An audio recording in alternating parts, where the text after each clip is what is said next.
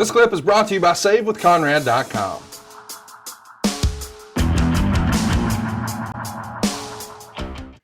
Well, let's talk about why we're here. It's WrestleMania season, and this WrestleMania season feels a lot different from the others in the past, but we're going to go to the not so way back machine, 5 years to March 29th, 2015, Levi Stadium, Santa Clara, California.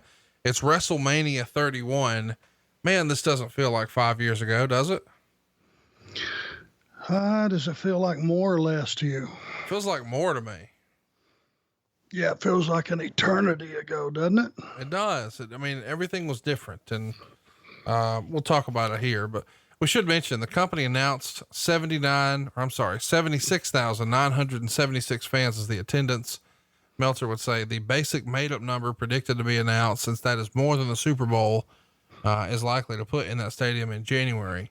They claimed an all-time attendance record for the new stadium, which it also was not. The markup was almost exactly 10,000 from the real number. The show wasn't sold out as stated on the show.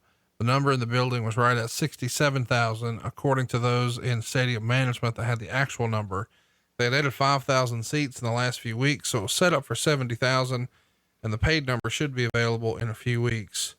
This is something that's been heavily debated in recent years, specifically by Bruce Pritchard and Dave Meltzer. They both take issue with the way the other one says attendance is handled.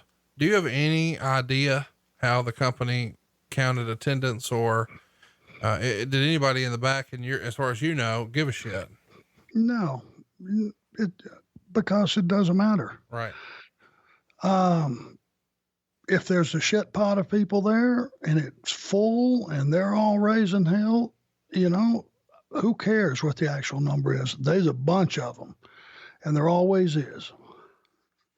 Let's talk about where we are with the actual show here. The WWE is going to report that the show is going to break pro wrestling's all-time gate record with a $12.6 million gross, which would put it behind the mark from WrestleMania 29, which was 12.3. And that one had Cena Rock on top when it drew the 12.3. The event for this show was a big play button. And I didn't really understand what that was, but I did some research, and apparently Vince McMahon said that it highlighted the technical prowess of Silicon Valley. What did you think of the play button being the logo here? Explain this play button thing to me in just layman's terms. The WrestleMania logo in 31 had what looked like a play button on your VCR back in the day at the bottom of it.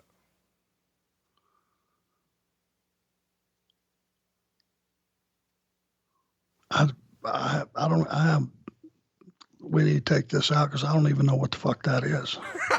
No, we need to leave it. I love it. Listen, I don't think anybody else did either. And Vince McMahon is out here saying, oh, it represents the technical prowess. It feels weird. A play button.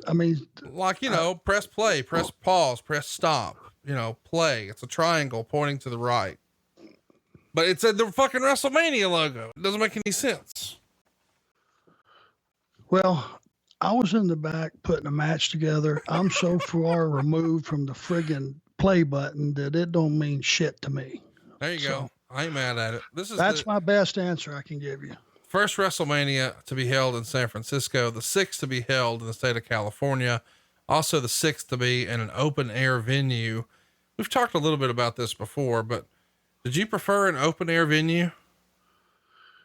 Well, yes, because the gate was bigger, the more people could get there. It would hold more people. There's no arenas, that held 80,000 people, I would imagine, unless it's the Tokyo Dome, Egg Dome, one of those. I don't know. I think they're 65,000 or whatever they are. But when you're outside and it's that time of the year, the fact that it's cool, because when you jam that many people in there, it could be hot. It could get very, very hot if it's a closed setting. That's better for the talent. The only thing that you have is you don't have that acoustics and ambiance, and all the sound sometimes goes straight up and out. So you get a delayed reaction on what's going on in the ring. There's just a slight delay on something happens. There's a slight delay. Then you hear the reaction, even though the people are popping right on cue. It doesn't sound that way sometimes. So it's a little bit off. That's probably the only negative to it, is the acoustics issue. I love the outdoor stadiums when the weather is nice and all that. It just makes for the audience being more comfortable, more cool, not so hot. And it just is a nice setting when you got that many people. We are good to go. We appreciate everybody tuning in to Dynamite last week. It was quite a different look and feel in an empty Daly's place, but I was excited to have something to do on Wednesday. So I appreciate you guys putting on a show for us.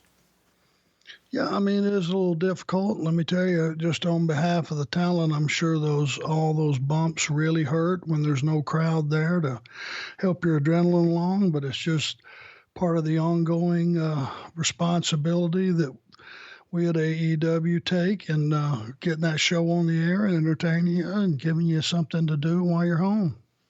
Hey, it's Conrad Thompson. Thanks for checking out the podcast here on YouTube. Be sure to hit the subscribe button and the notifications bell so you get a notice anytime we upload some new content.